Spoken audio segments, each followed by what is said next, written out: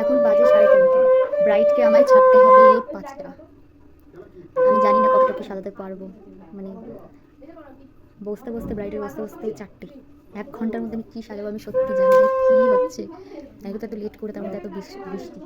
আজকে আবার ব্রাইড মঞ্জুশ্রী। হ্যাঁ, তো বলো তুমি কেমন কি লুক চাও? মাঝখান হালকা করে পাফ করে, আর যেরকম মিউটের মধ্যে আচ্ছা একটু নিউ ভালো ডাই হবে। মেকআপ। হ্যাঁ, খুব সুন্দর। এবার তোমার আর উপরে মেকআপটা ছেড়ে হচ্ছে দিচ্ছি সফট পুরোটা। সাটেল হ্যাঁ, একটা মেকআপ করো। ঠিক তোমার আছে ঠিক উপরে, আছে, চলো সবটাই। দেখা যাক। ঠিক আছে। হ্যালো গাইস, আজ আমার বুকিং ছিল সুভাষগ্রাম। তো লোকেশানে যেতে আজ আমার ভীষণ প্রবলেম হয়, কারণ আজ ভীষণ পরিমাণ বৃষ্টি পড়েছে।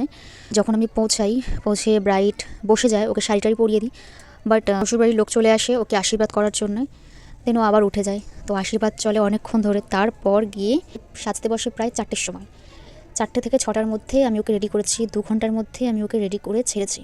তো কেমন লেগেছে তোমরা জানিও। তোমার সেজে কেমন লাগছে? ফোনে তো অত ভালো লাগছে, বাট কেমন লাগছে তোমার সেজে? পছন্দ হয়েছে, পুরো আমার মনের মতো খুব সুন্দর হয়েছে। সুন্দর হয়েছে, ভালো লেগেছে? হ্যাঁ, আচ্ছা খুব ঠিক আছে। সুন্দর লেগেছে। দেখো আমার সত্যি খুব ভালো লেগেছে। আমার পছন্দ হয়েছে খুব এটাই, সুন্দর সাজিয়েছে। এটাই অনেক। হ্যাঁ, আমি নিজের মতো করে করেছি, ও পুরো আমার উপর ভরসা ছিল। Thank you. ওয়েলকাম।